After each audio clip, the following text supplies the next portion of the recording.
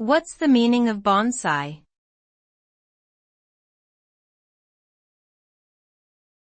Bonsai.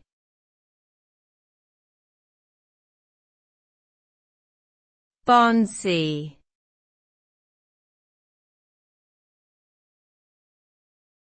Bonsai.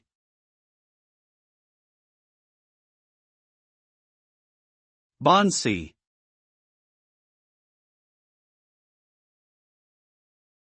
Bonsai is a Japanese art form that involves growing and pruning miniature trees. The word bonsai literally translates to planted in a container and refers to the practice of cultivating these small trees in shallow pots or trays. Bonsai trees are meticulously cared for and shaped over many years to create a beautiful and intricate natural work of art.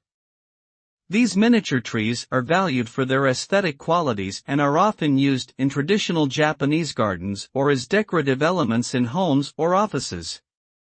With its delicate beauty and intricate techniques, bonsai is an expression of the natural world as seen through the eyes of Japanese culture.